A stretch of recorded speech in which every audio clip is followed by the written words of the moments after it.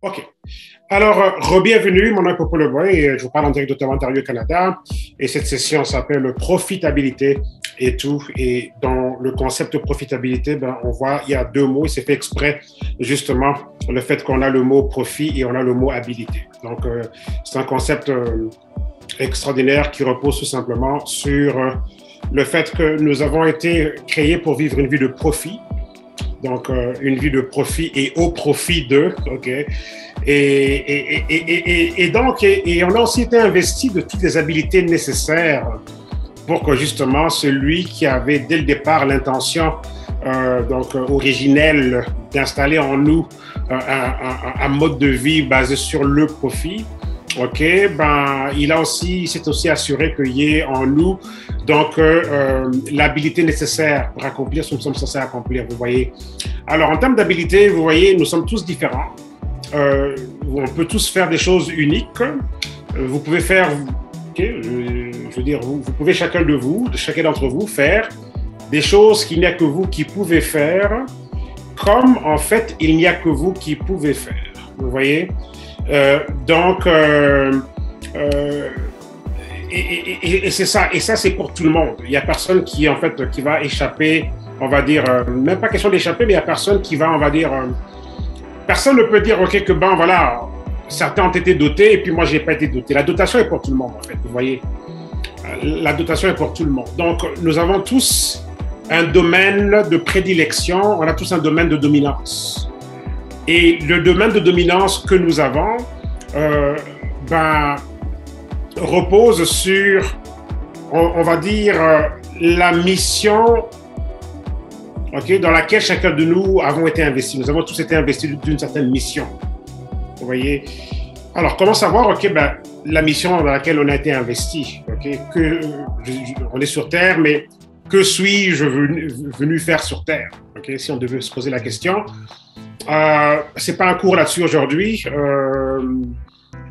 mais vu que j'en parle là vite fait, regardez un peu ce que vous serez capable, regardez un peu ce que vous ferez facilement sans être payé.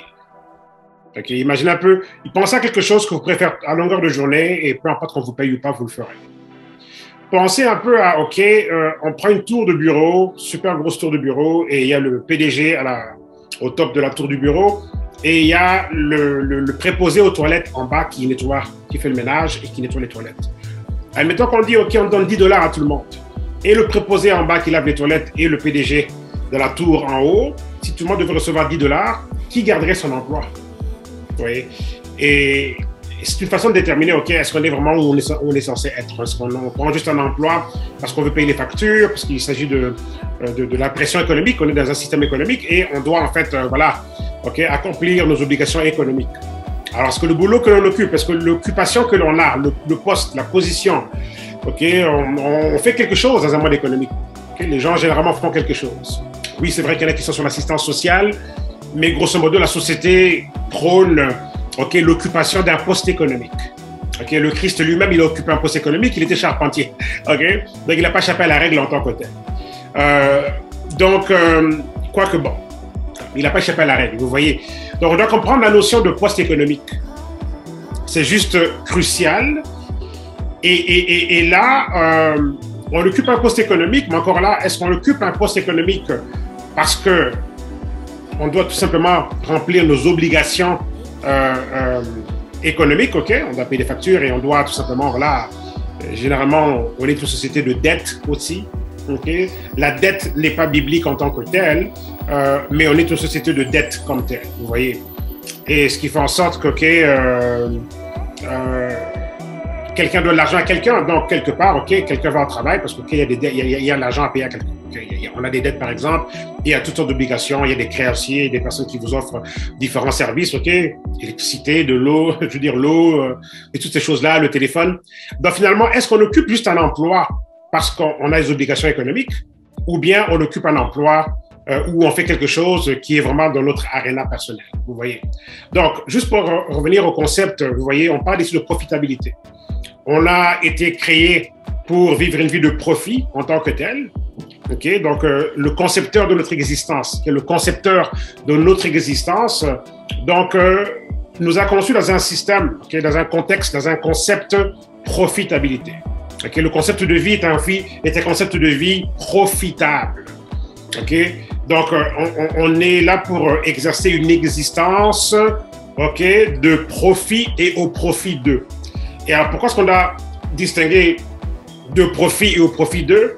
C'est parce qu'en fait, il y a une intention originale qui est en dehors de nous. Vous voyez? Et là, on va dire, OK, de quoi est-ce qu'il parle? Où est-ce qu'il nous emmène avec ça? Et tout. Ceux qui sont familiers avec le livre de... C'est un livre, OK? C'est un livre qui s'appelle Jérémie. Et ce livre-là, il y a dans le... OK, on va dire dans les chapitres. Donc, c'est le chapitre 1.5 et tout. Voici notre concepteur, okay? Le concepteur de l'existence, le concepteur de nos vies, qui s'adresse à un certain Jérémie et qui lui dit « Écoute, avant que tu sois dans le ventre de ta mère, je te connaissais déjà et je t'avais déjà ordonné comme un prophète des nations. » Vous voyez? Alors, on comprend là qu'il y a une étape préliminaire à la conception en tant que telle, lorsque un spermatozoïde vient et féconder donc l'œuf de la femme. Apparemment, donc, selon les dires de notre Créateur, donc, il y a une étape préliminaire à ça où en fait on était déjà connu, identifié et on avait déjà été assigné un poste. Vous voyez? Une mission, un territoire, un domaine. Okay? Un domaine à occuper. Mais il faudrait comprendre là que le concept de notre concepteur de vie, le Créateur, est un concept de profit. Vous voyez? Vie abondante, okay? Une vie de profit. Et là, c'est important qu'on s'habitue à la notion de profit, non nécessairement dans la dimension économique et tout. Mais on doit comprendre que la dimension profit, ça va au-delà de la dimension économique. Vous voyez, parce qu'on est là pour vivre des vies où on est complètement épanoui, où on vit vraiment la vie que nous sommes censés vivre pour celui ou celle, OK?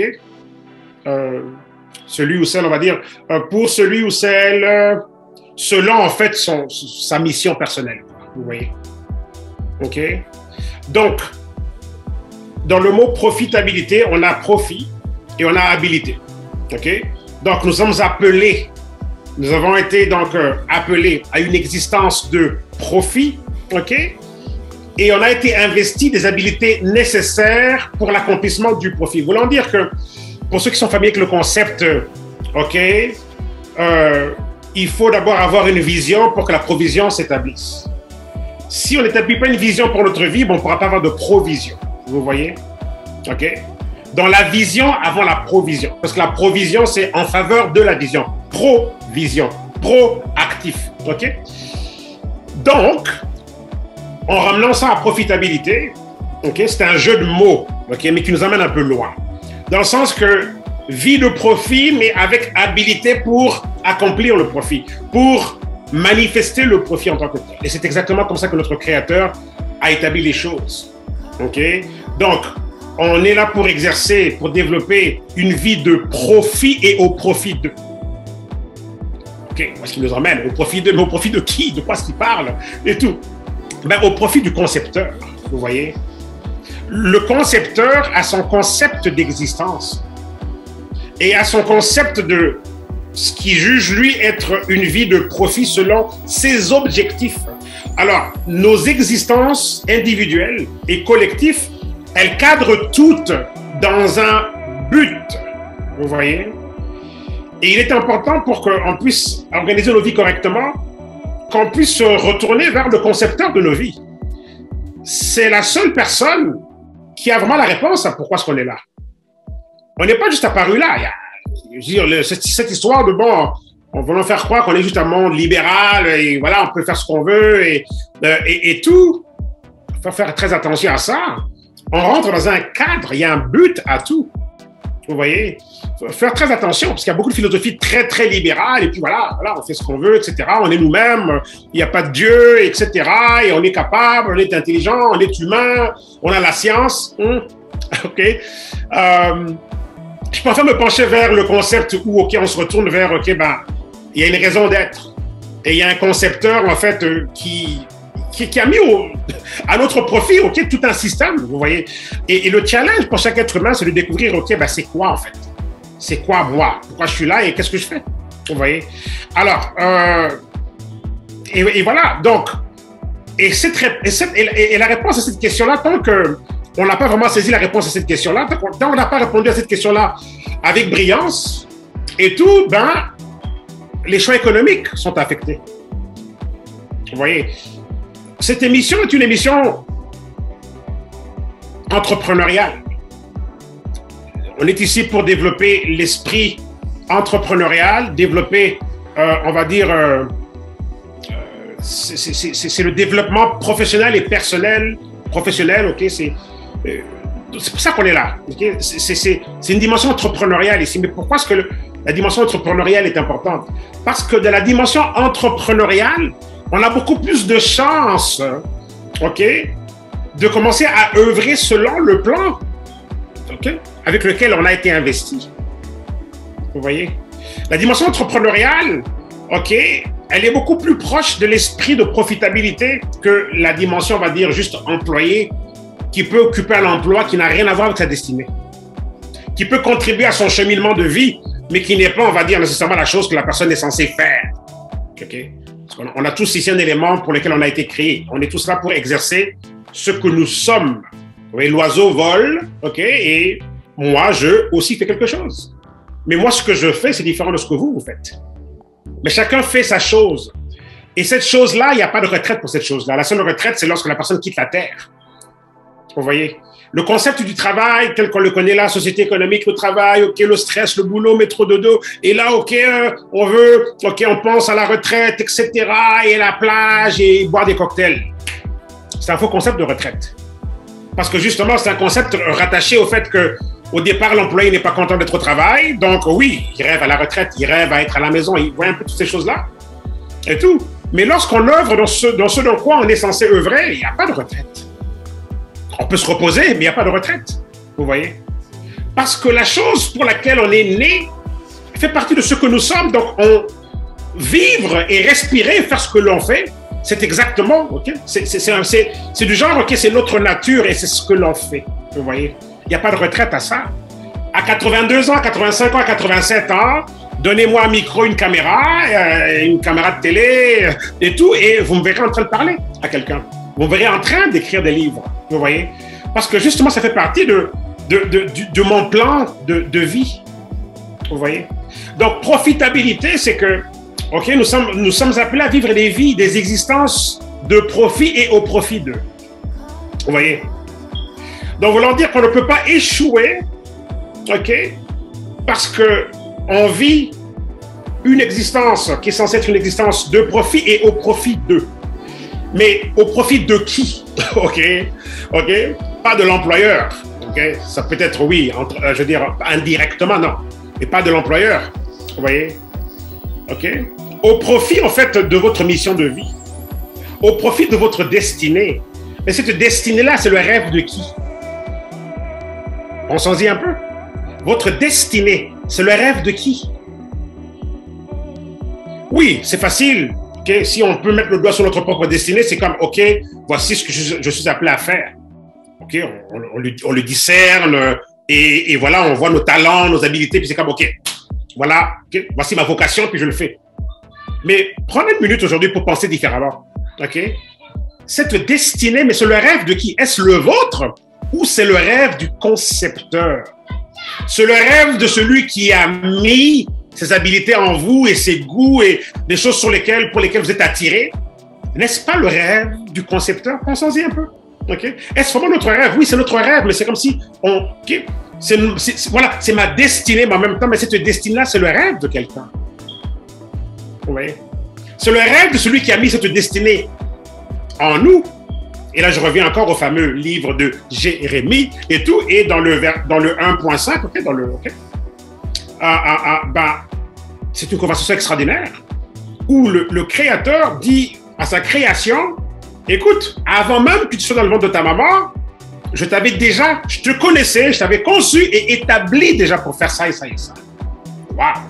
Donc, ça veut dire que ce qui est une destinée pour nous est aussi le rêve du concepteur.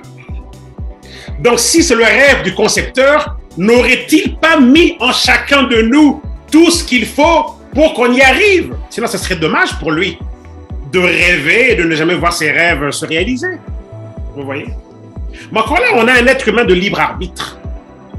qui peut juste décider de prendre une direction différente. C'est intéressant, ça. Le concept du potier, OK, qui prend la pâte à modeler. Et la pâte dit non, moi pas comme ça. Oh, non, moi c'est comme ça. Non, et, vous voyez un peu.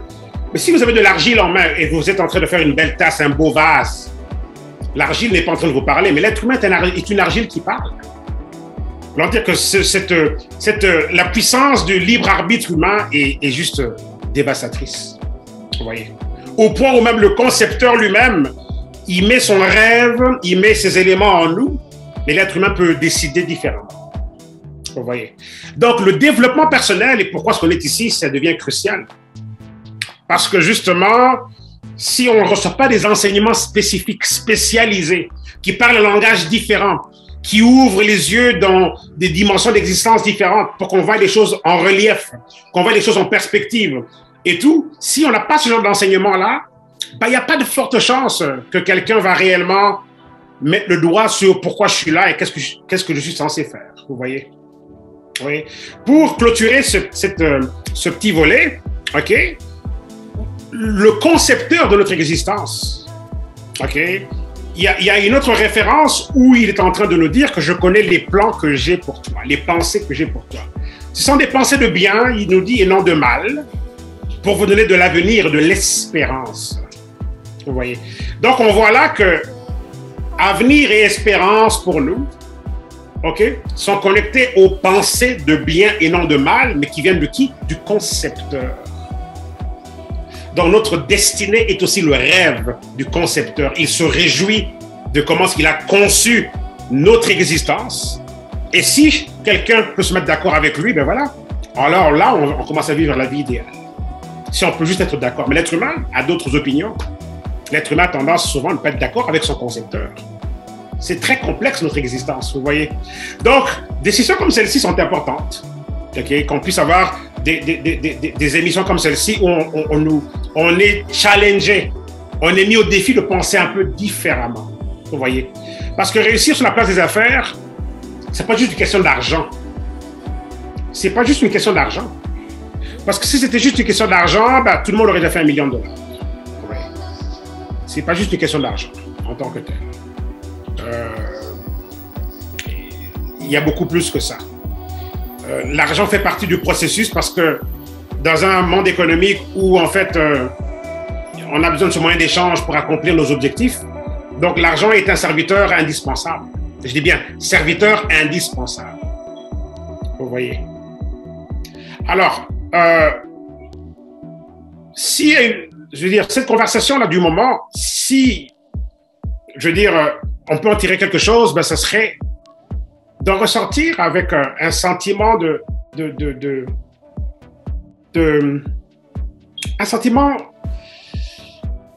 un sentiment de probabilité, ok, très très élevé, un sentiment de certitude, dans le sens que, ok, je ne peux pas échouer parce que j'ai été doté, non seulement en fait d'un rêve, d'une destinée, de quelque chose à accomplir, mais il y a aussi une provision qui m'a été donnée d'avance pour que ce pourquoi j'ai été créé puisse s'accomplir. Vous voyez?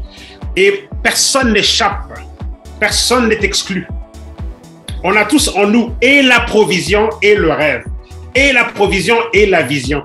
Ben, c'est comme ma vision, ben, vous la connaissez votre vision, peut-être qu'on n'a pas mis de focus là-dessus, mais en prenant le temps de bien réfléchir, vous avez une certaine vision, peut-être pas définie clairement, parce que souvent les gens sont noyés dans la routine, okay, du travail et tout, mais il y a quelque chose qui vous interpelle.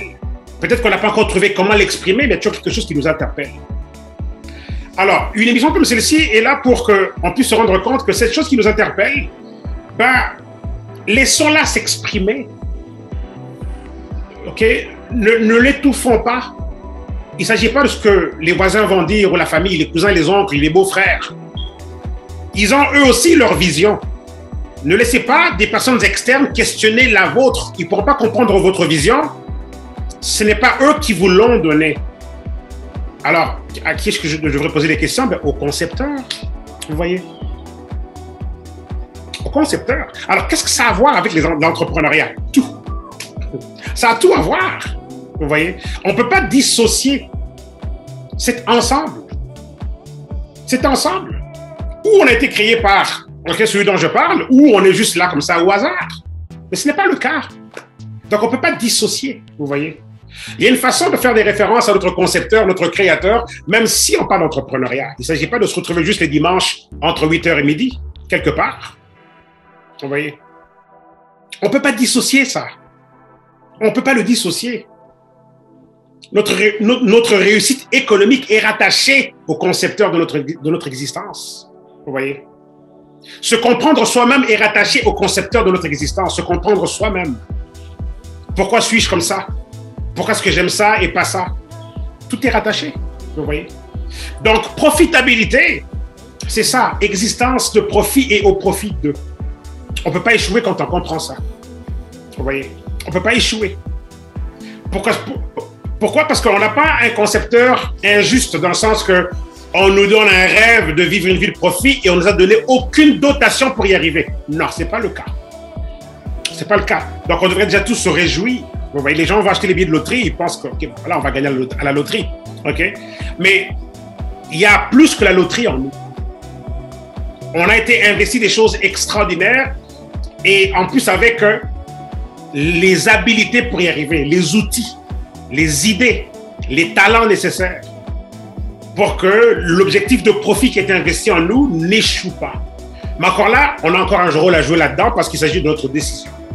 Sommes-nous prêts à décider et prendre la bonne décision? Vous voyez? C'est pour ça que j'aime beaucoup l'entrepreneuriat. Parce que justement, lorsqu'on rentre dans l'aréna de l'entrepreneuriat, on est amené à penser tellement différemment parce qu'on veut réussir hors de la norme de la société. Et là, un entrepreneur est un serviteur. Un entrepreneur est au service d'eux. Vous voyez?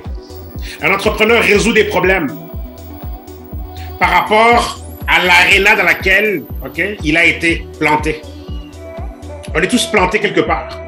On peut tous se retrouver dans un même navire, mais on a tous des missions différentes. Vous voyez? On peut tous être dans le même navire. Surtout dans l'entrepreneuriat, on peut partager une même opportunité de vente. On peut faire partie d'une même équipe de vente. Mais ça ne veut pas dire que ma destinée est la même que celle des autres qui font partie de mon équipe de vente. Vous voyez?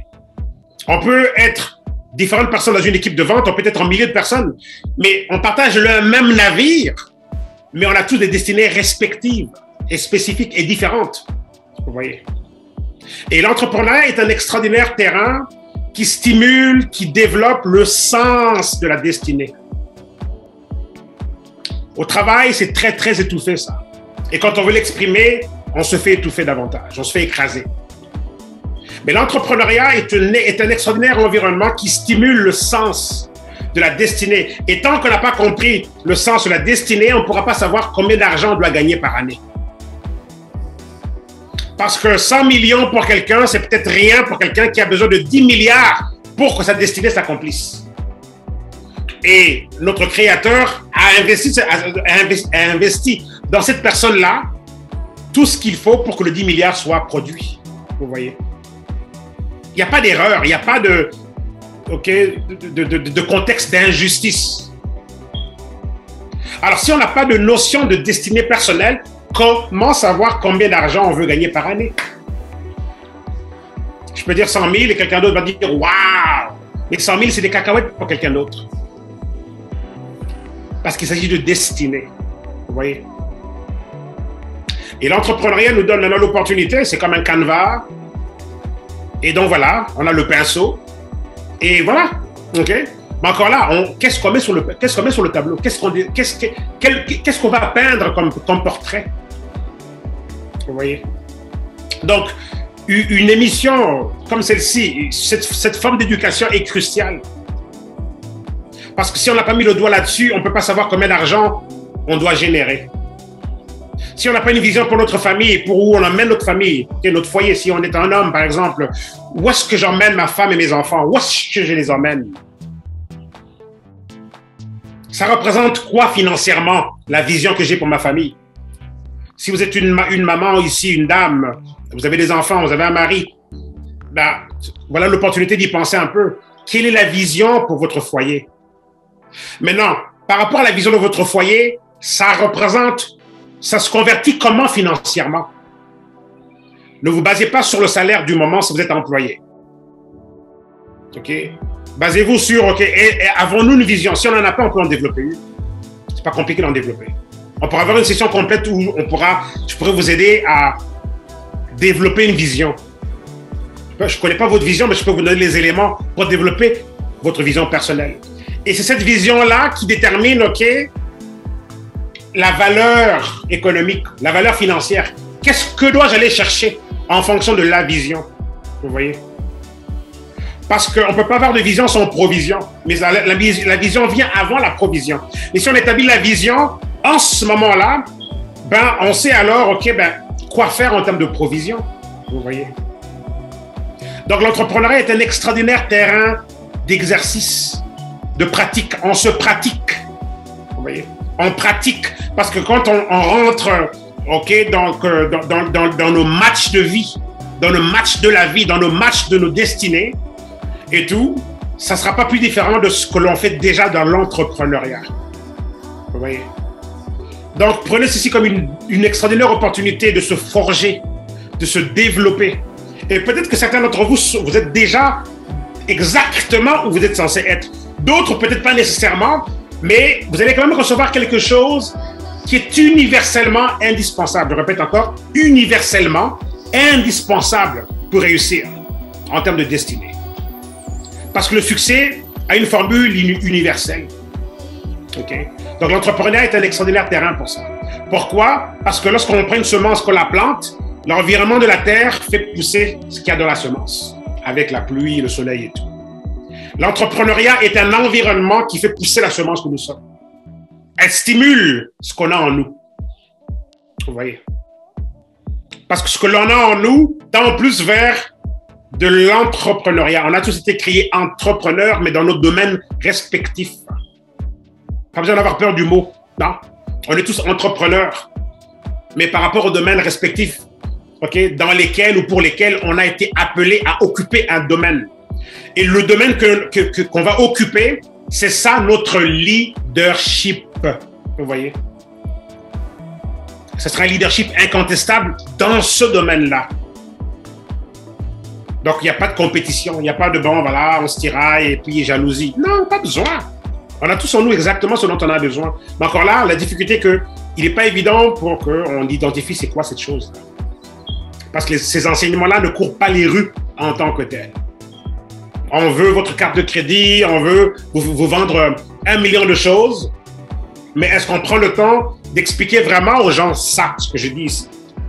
On a besoin de ça. C'est là que ça part. On part de là et ensuite on va vers le reste. Si on n'a pas résolu ça, comment savoir combien d'argent on doit gagner? Vous voyez un peu, mes amis? Si on n'a pas résolu ce dont je parle ici, comment savoir combien d'argent gagner? Et si on ne sait pas combien d'argent gagner, quel genre d'effort on met au quotidien? Pensez-y. Écoutez, vous voulez gagner $1 million par an, c'est 3 000 $ par jour. Vous voyez un peu? Mais avant de déterminer que j'ai besoin d'1 million de dollars par an, ben, il faut résoudre les problèmes de vision personnelle, familiale, de destinée. Si ça, c'est pas en place, comment établir, voilà le revenu que je vise par année?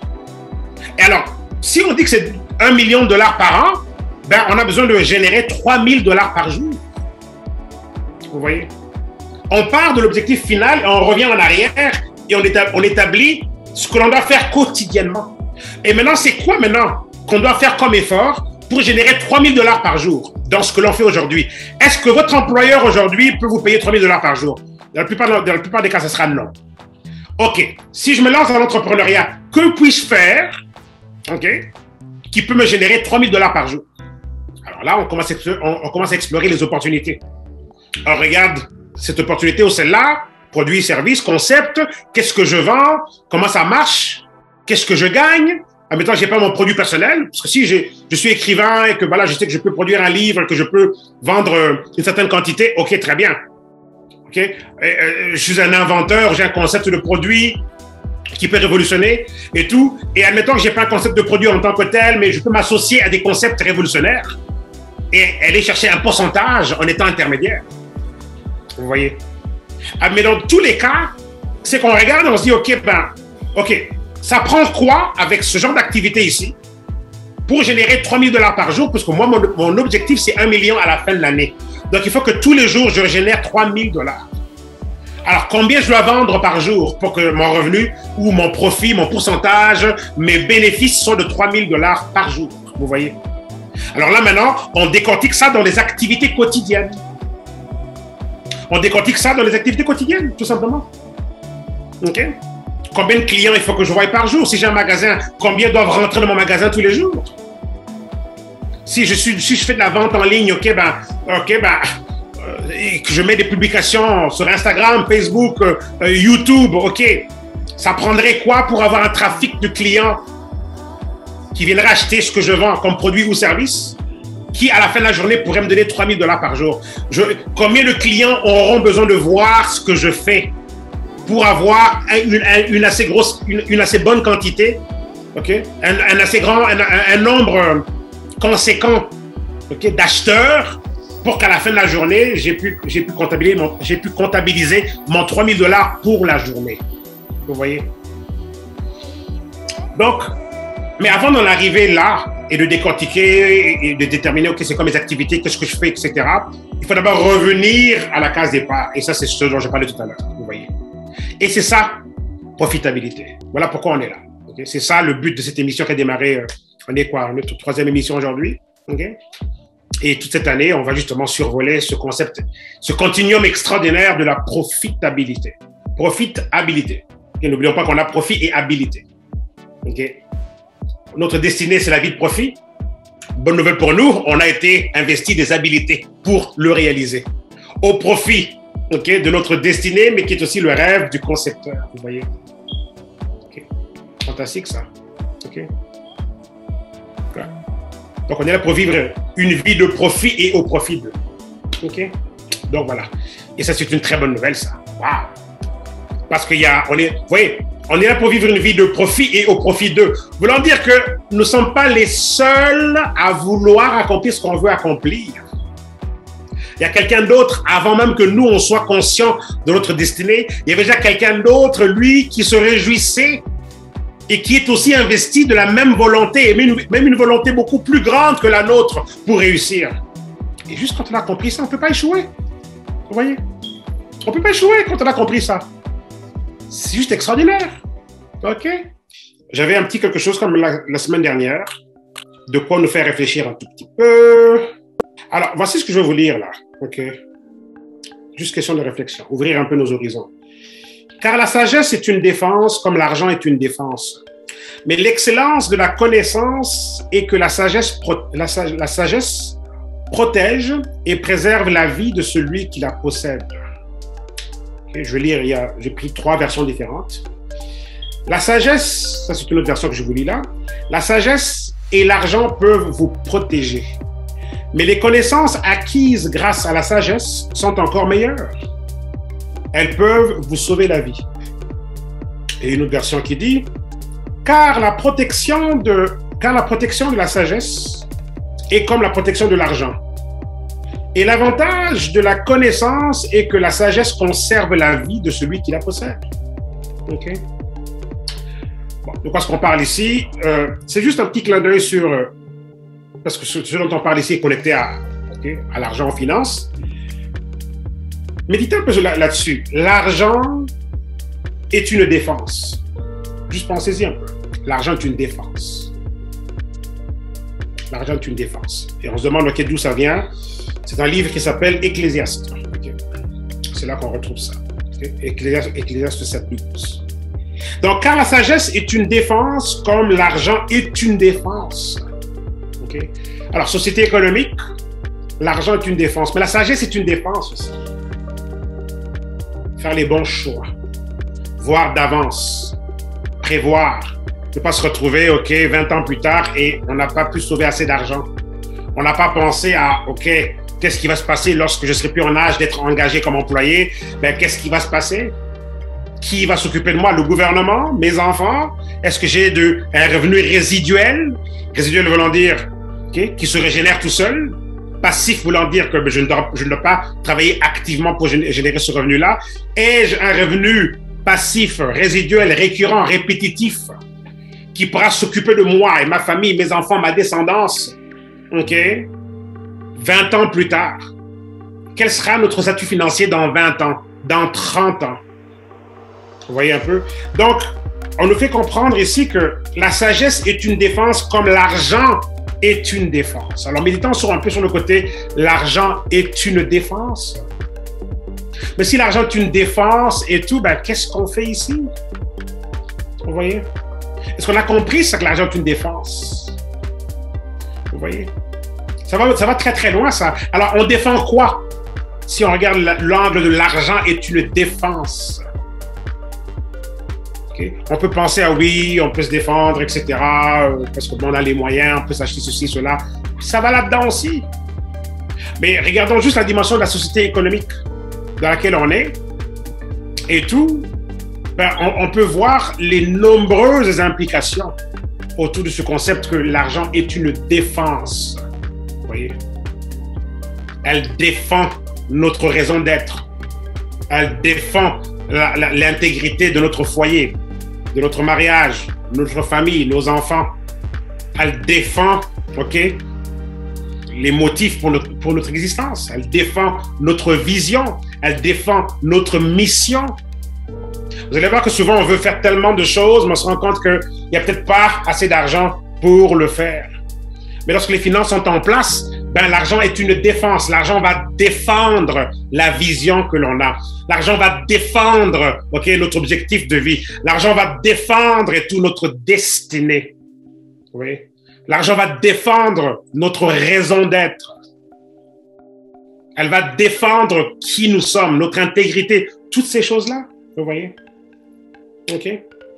Mais la petite sagesse ici, la grande sagesse ici, ne se limite pas au fait que l'argent est une défense. Vous voyez, il y a deux volets à ce qu'on nous dit ici. On dit que car la sagesse est une défense, comme l'argent est une défense.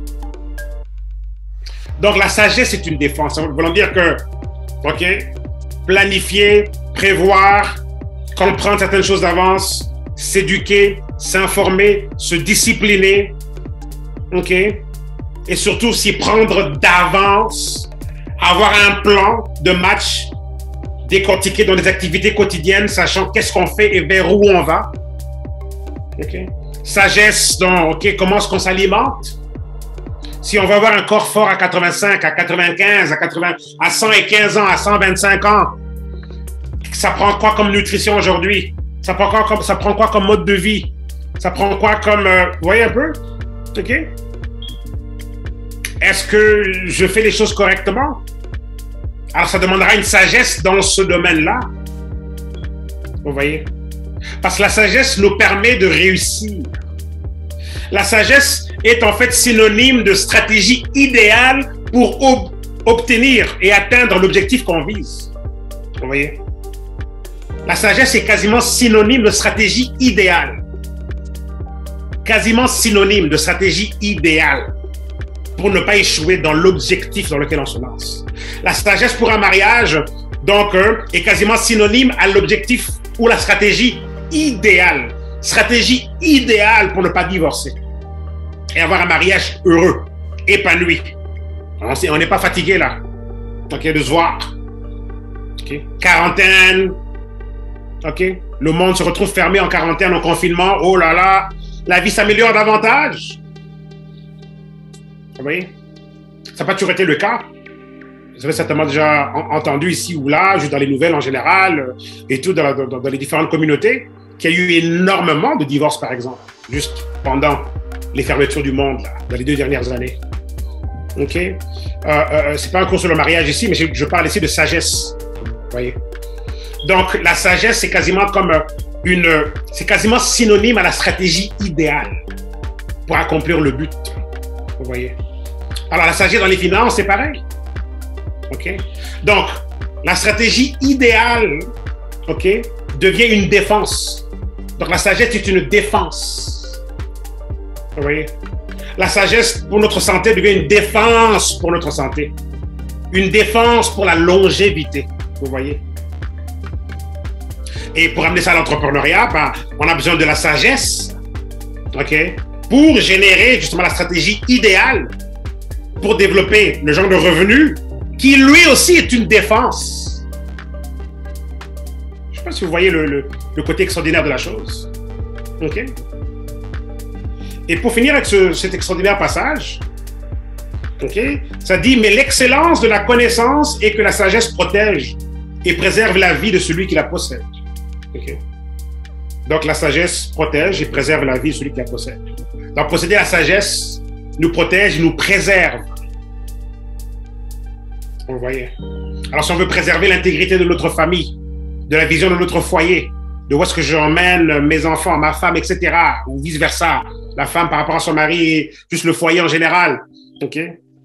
Ben, on comprend ici que cette sagesse protège et préserve la vie de celui qui la possède.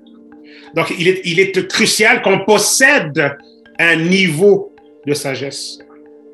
Vous voyez? Bonne nouvelle pour nous, la sagesse est disponible en abondance. Quiconque a besoin de sagesse demande à celui qui la détient, à celui qui a une sagesse illimitée, qui est qui? Ben, notre concepteur de vie. Vous voyez? Vous voyez? Ouais.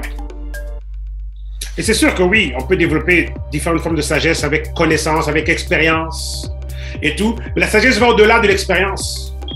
Parce que c'est aussi voir et prendre pour acquis des expériences déjà vécues par d'autres et d'avoir les comportements aujourd'hui, okay, comme si ça nous était arrivé, pour pas que quand on arrive devant les mêmes circonstances, on se retrouve à faire les mêmes erreurs. Vous voyez? Donc, par rapport aux entrepreneurs, regardons juste autour de nous. Le monde est déjà en train de changer. Il a déjà changé. En 2 ans, le monde a énormément changé. D'ici 2030, le monde aura encore changé davantage. On prévoit près d'1 milliard d'emplois qui auront disparu au profit donc de l'intelligence artificielle, logiciels et machines et les robots qui remplacent l'être humain. Alors, ça prend quoi comme sagesse aujourd'hui en tant qu'entrepreneur pour ne pas se retrouver en 2030 et commencer à se plaindre du système qui est injuste parce que là, financièrement, c'est pas évident. Tous les emplois ont disparu parce que les machines remplacent les gens. Mais si on le sait aujourd'hui, alors ça demande quoi comme sagesse pour l'entrepreneur pour avoir justement une défense financière dans 20 ans, dans 10 ans, dans 15 ans, vous voyez? Parce que l'argent est une défense, tout comme la sagesse aussi est une défense. Mais ça prend la sagesse de départ pour développer la double défense, qui est en fait la défense de la sagesse et la défense que l'argent aussi présente comme forme de défense. Vous voyez? On a une double défense, mais elle part de la sagesse initiale. Parce que même pour générer l'argent qu'il faut pour qu'on soit libre, okay, financièrement, pour le reste de notre vie, et nos enfants et nos petits-enfants, et ainsi de suite, ben, ça prend une sagesse spécifique. Et je disais tout à l'heure, la sagesse est quasiment synonyme de stratégie idéale. Alors, quelle est votre stratégie idéale aujourd'hui pour que dans 20 ans, il n'y ait pas de déficit financier, il n'y ait pas de frustration financière, en dépit des changements à travers le monde? Vous voyez? En dépit des changements à travers le monde. Vous savez que beaucoup ont perdu leur emploi ou se sont retrouvés sous dominance ou sous coercition par rapport à beaucoup de mandats et mesures des dernières années où finalement les libertés des personnes, les libertés individuelles étaient vraiment, je veux dire, violées dans beaucoup de cas. Quand un employeur dit à quelqu'un que si tu ne prends pas le vaccin, ben, tu perds ton boulot, ben, alors imaginez maintenant que si financièrement, ce boulot n'était plus nécessaire, ben, cette personne, au cas, si on veut prendre un vaccin, on peut le prendre, mais au cas la personne, pour choix personnel, ok, chacun est libre de choisir ce qu'il veut, n'aurait pas opté pour le vaccin. Mais du coup, ok, les finances ne sont pas en place, et là, par coercition, ok, dans ce cas-là, ben, voilà, la personne peut se retrouver soit à perdre l'emploi, ou à subir quelque chose, ok, que la personne n'aurait pas souhaité dès le départ, vous voyez. Donc, l'argent est une défense. Elle défend votre liberté, elle défend votre intégrité, elle défend vos choix personnels. Enfin, il défend, pas elle défend. Enfin, oui, une défense. C'est pour ça que je disais elle, une défense. Vous voyez? Donc, l'entrepreneuriat est crucial. OK? Est crucial parce que c'est un extraordinaire terrain où on peut réellement, vous voyez, pratiquer tout ça.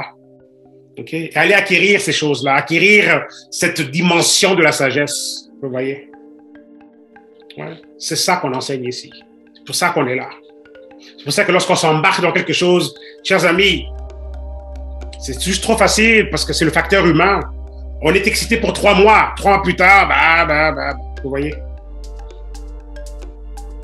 Mais si on a la bonne sagesse en place, on n'est pas brûlé après 3 mois. Là. Ah non. Parce qu'on voit dans 20 ans qu'est-ce qui va se passer. Alors, on ne va pas juste s'exciter pour une opportunité pendant 3 mois où on parle à tout le monde et tout le monde pense que bon, ça y est, après ça, on ne vous entend plus. Et admettons que quelqu'un était prêt à venir reconsidérer votre produit ou service, mais entre-temps, vous avez déjà lâché l'affaire. C'est tout. Elle vient vous redemander, mais oui, mais tu m'avais parlé de quelque chose. Ah ben, on ne sait plus quoi dire parce qu'entre-temps, vous-même, vous avez lâché. Vous n'avez même pas démontré la longévité nécessaire pour que quelqu'un à qui vous avez parlé il y a 2, 3, 4, 5 ans puisse revenir vous redemander. Et peut-être c'est le jackpot, cette personne-là. Peut-être c'est le jackpot, cette personne-là, vous voyez? OK? Alors, on a besoin de développer cette dimension de sagesse pour savoir qu'est-ce que je fais, pourquoi je suis là. Je peux ne pas tout comprendre là pour tout de suite, mais je vais m'informer, je vais m'éduquer, je vais apprendre, je ne vais pas lâcher. Vous voyez? Et à un moment donné, ça ira. Sinon, on ne comprend pas ce qui se passe et on vit une existence voilà, aux dépens du vent qui souffle. Gauche, droite, et puis voilà. Non, mes amis, l'entrepreneuriat nous donne l'opportunité de prendre le contrôle de notre existence. OK? Mettre les mains sur le volant et de dire, OK, non, je vais à gauche et je ne vais pas à droite. Mais encore là, ça demande beaucoup, OK, de puiser en soi-même pour savoir, OK, où est-ce que je vais. OK?